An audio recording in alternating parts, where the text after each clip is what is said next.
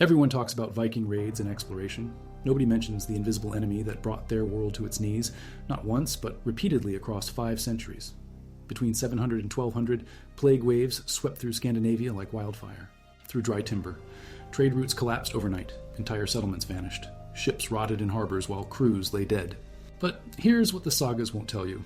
Vikings didn't just survive these outbreaks. They adapted, innovated, and in some cases profited from the chaos. How do you raid when half your crew is dead? What happens to silver roots when Constantinople's markets shut down? Which Norse settlements thrived during plague years, and which ones never recovered?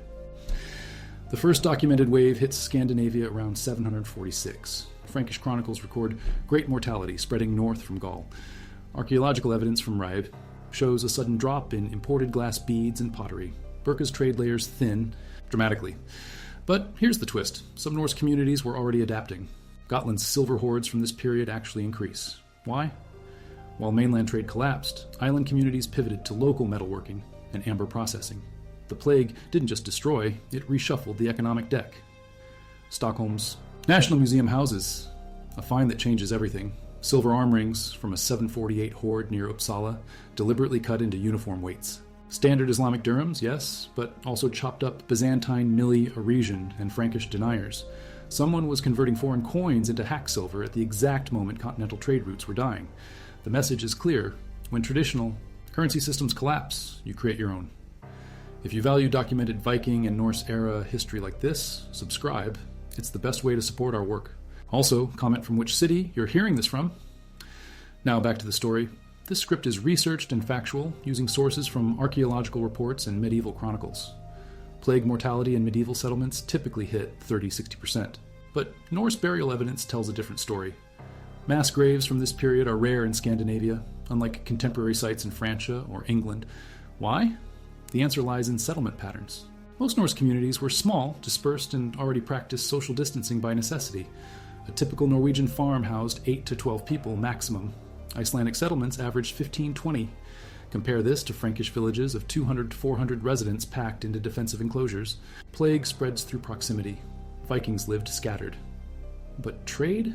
Trade was their lifeline, and plague severed it brutally.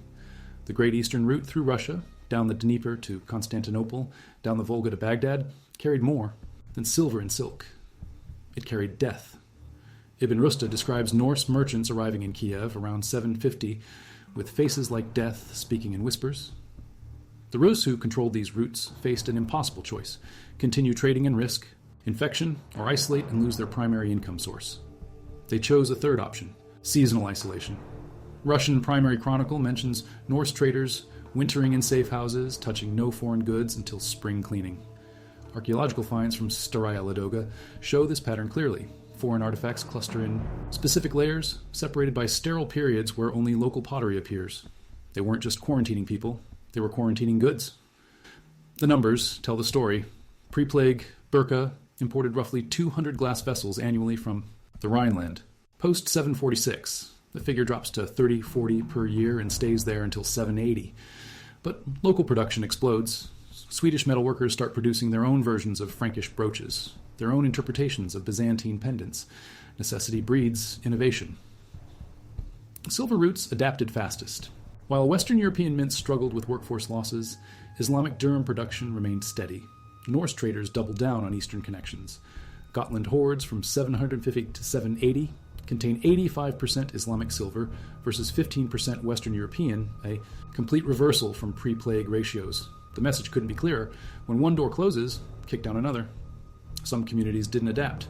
They disappeared.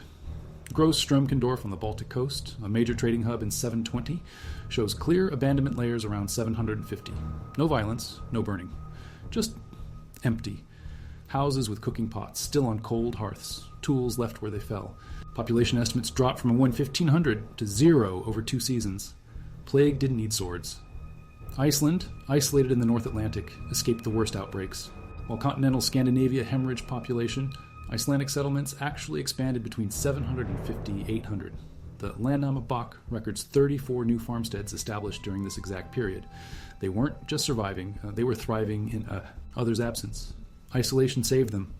But plague returns. It always returns.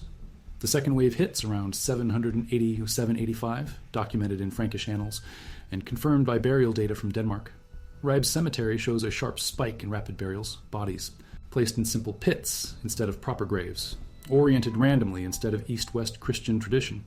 Speed mattered more than ceremony when death moved this fast. This time, Norse communities were ready.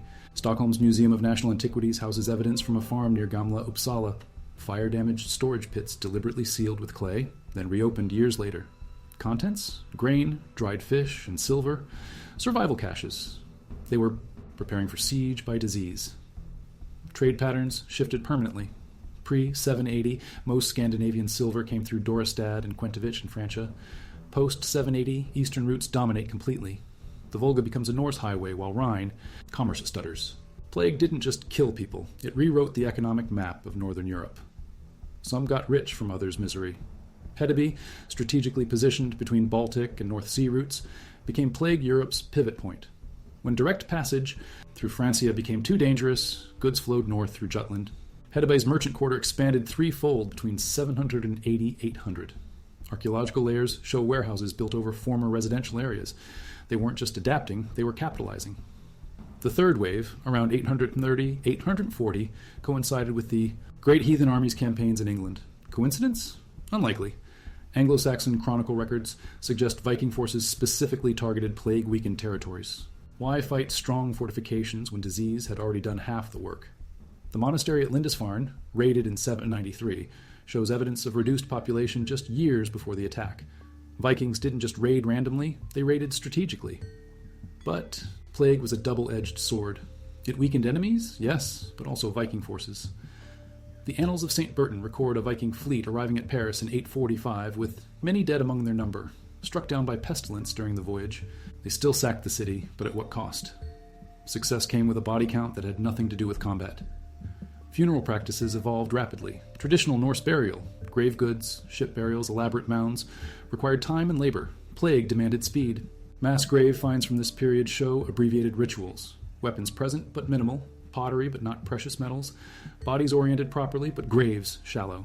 They maintained cultural identity while adapting to crisis mortality. The most devastating outbreak hits around 870-880. Frankish chronicles call it the Great Mortality. Archaeological evidence from Norway shows entire settlement clusters abandoned permanently. The Lofoten Islands, crucial for cod fishing, lose half their documented farmsteads. Population doesn't recover for 2 generations. But some communities transcended survival. They transformed. Kaupang, Norway's first proper town, emerges precisely during this period. Founded around 875, it represents a completely new Norse approach to commerce. Permanent markets instead of seasonal fairs, resident craftsmen instead of traveling traders, urban planning instead of organic village growth. Plague forced innovation. Iceland's Hallthing, established 930, reflects plague-era lessons learned. The assembly's location at Thingvellir wasn't chosen for convenience. It was chosen for isolation. Representatives could gather, conduct business, then return home without creating permanent infection risks. Even governance adapted to disease reality. Trade goods tell the adaptation story. Pre-plague Norse imports were luxury items, glass, silk, wine, spices. Post-plague priorities shifted dramatically toward necessities: iron, salt, grain, medical, supplies. Amber and fur exports continued, but silver increasingly stayed home instead of flowing out for exotic goods. Survival trumped status. Medical knowledge evolved rapidly. Norse law codes from this period mention specific quarantine periods: 7 days for fever, 14 for the sweating death, 21 for a black tongue disease. These weren't superstitions. They were empirically derived isolation periods that actually worked. The Gulating Law, compiled around 900, includes detailed protocols for handling infected traders arriving at market towns. Diet changes reflect medical understanding. Coprolite analysis from Dublin shows Norse populations dramatically increasing. Consumption of garlic, onions, and leeks, foods now known to have antimicrobial properties. But they weren't guessing. Ibn Fadlan specifically records Norse traders carrying stinking bulbs that ward off the breath of death. They had identified effective treatments through trial and observation. The fourth wave, around 920-930, finds Norse society completely transformed. No longer dependent on single trade routes, communities had developed parallel systems, backup suppliers, alternative currencies. When plague struck Baltic trade, Atlantic routes compensated. When eastern silver flows decreased, local metalworking expanded. Resilience through redundancy. Population genetics tells a hidden story. DNA analysis of skeletal remains from Norwegian settlements shows genetic bottlenecks around 745, 780, 835, 870, and 925, exactly matching documented plague waves. But recovery patterns vary dramatically by region. Coastal communities bounce back within 2 generations. Inland settlements take 4 to 6. Islands show minimal impact. Geography determines survival rates more than medicine or prayer. Women's roles shifted dramatically during plague periods. Runic inscriptions from Gotland show female names on property deeds that previously listed only men. Not because inheritance laws changed, but because male mortality rates often exceeded female rates during plague outbreaks. Women weren't just surviving, they were inheriting, managing estates, controlling trade operations. The plague era produced a generation of powerful Norse women. Coin evidence reveals sophisticated crisis management. Silver hoards buried during plague years show deliberate diversification. Islamic dirhams mixed with Byzantine solidi, Frankish deniers alongside Anglo-Saxon pennies, local hack silver integrated with foreign currency. They weren't just hoarding wealth, they were hedging against economic collapse by maintaining multiple currency systems simultaneously. Iron production intensified during plague periods. Ore extraction sites in central Sweden show massive expansion around 750, 780, and again around 870, 890. Why increase production when populations were declining? Because iron became emergency currency when silver supplies contracted. Archaeological finds show agricultural tools deliberately broken into standardized weights. Plowshares and scythe blades converted into hack silver equivalents. Food storage technology advanced dramatically. Excavations at Borg and Lofoten reveal underground storage chambers lined with specially prepared clay that maintained consistent temperatures and prevented contamination. Radiocarbon dating places their construction around 870 or 80, exactly when the third plague wave devastated Norwegian coastal communities. They were building for survival. Greenland colonization around 985 represents plague-era thinking at its most ambitious. Eric the Red wasn't just seeking new lands, he was implementing ultimate social distancing. Population estimates suggest initial Greenland settlements housed fewer than 500 people across multiple sites, deliberately dispersed to prevent disease transmission.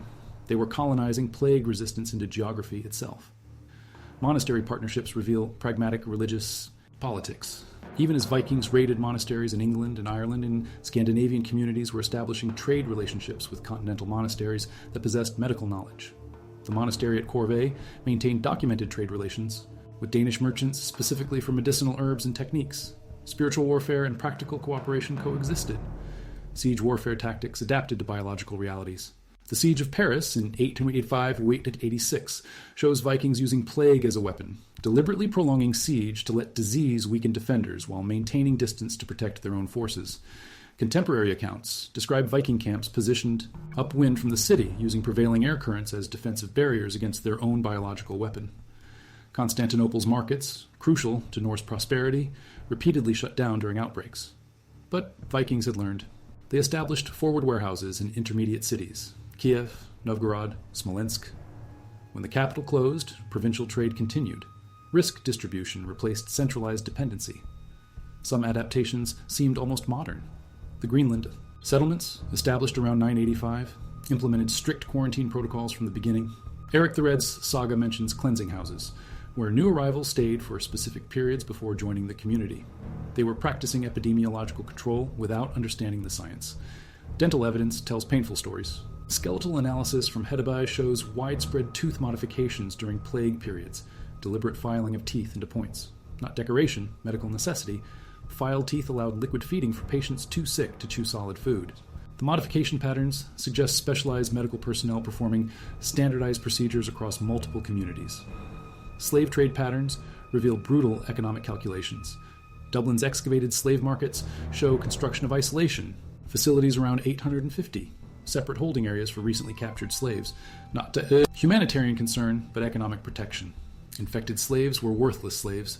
The wooden stake barriers show scorch marks from regular fumigation fires using juniper and pine pitch. Military recruitment adapted to demographic reality. Law codes from Denmark require landowners to provide one fully equipped warrior per 20 households, instead of the traditional 1 per 10. Population density had dropped below sustainable military service levels. They were adjusting feudal obligations to post-plague demographic reality while maintaining defensive capabilities. Timber harvesting patterns reflect long-term planning.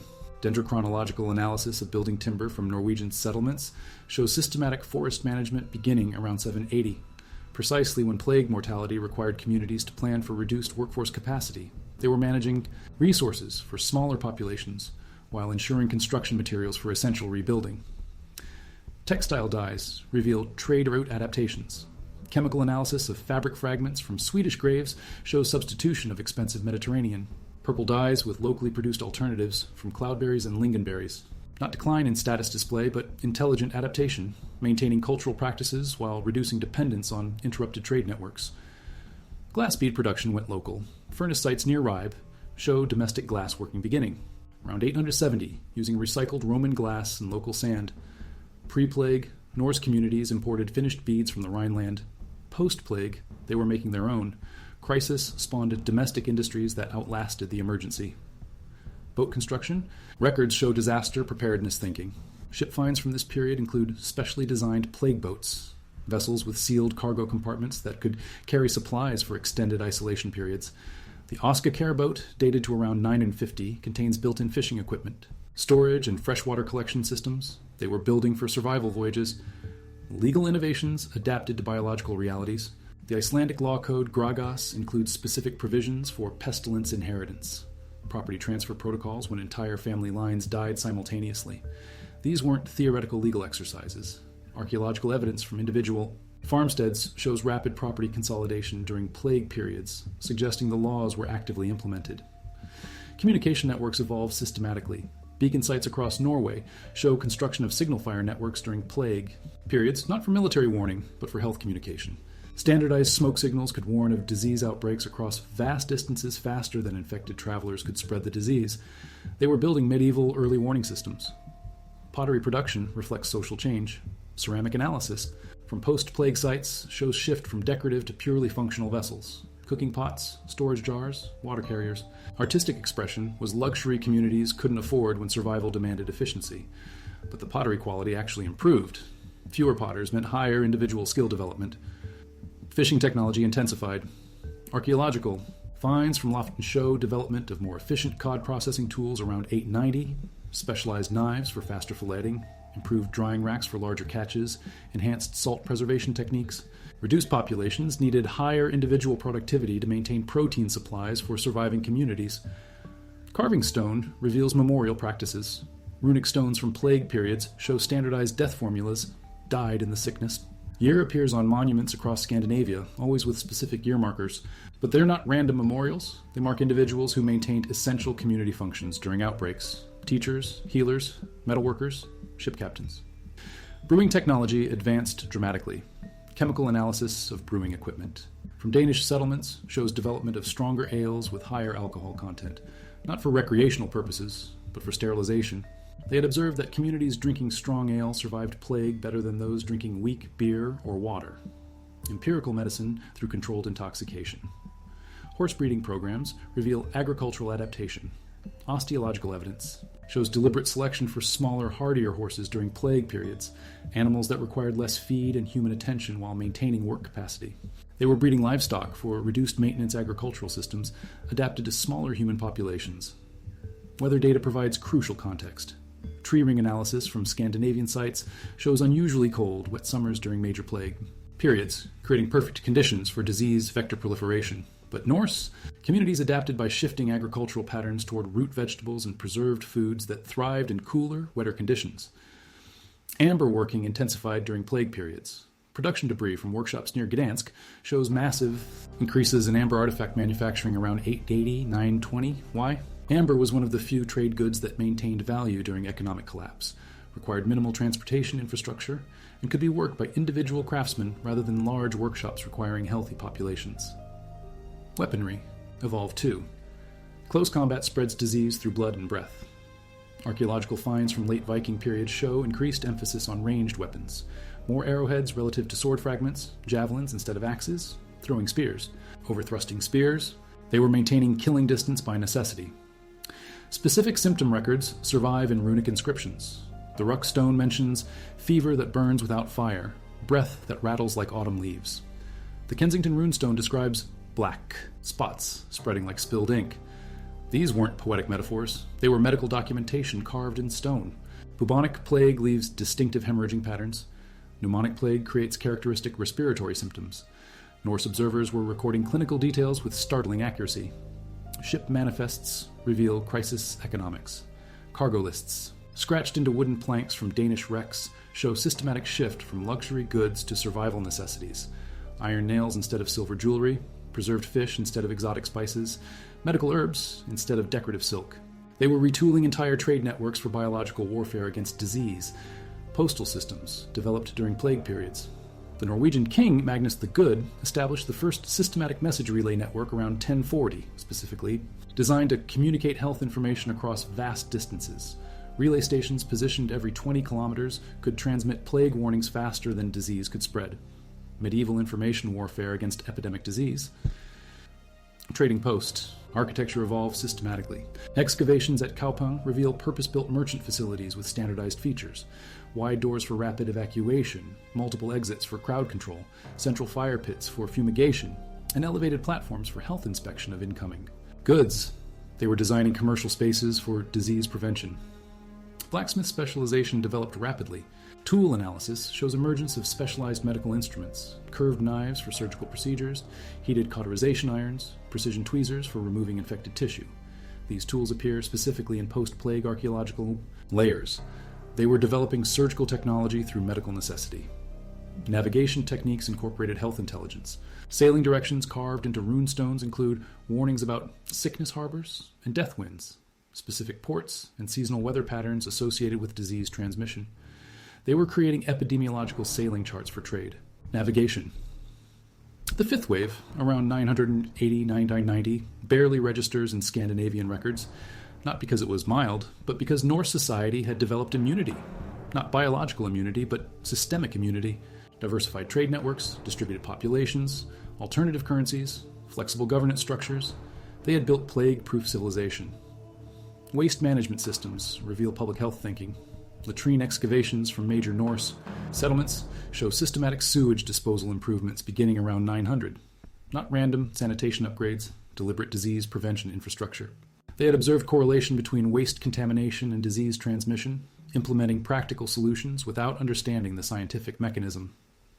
Marriage contract innovations reflect biological reality. Legal documents from Iceland show development of plague clauses, marriage agreements that automatically dissolved if either partner became infected, preventing spouse-to-spouse disease transmission. Not romantic cynicism, practical survival strategy for maintaining genetic diversity in reduced populations. Shipyard organization adapted to health requirements. Harbor archaeological sites show systematic separation of ship construction areas with specialized zones for different construction phases, not industrial efficiency, infection control. They were implementing workplace safety protocols specifically designed to prevent disease transmission among essential craftsmen. Military formation tactics evolved beyond combat effectiveness. Battle descriptions from late plague period show systematic adoption of looser formations with increased spacing between warriors. Not tactical innovation for fighting, practical adaptation for health. Close.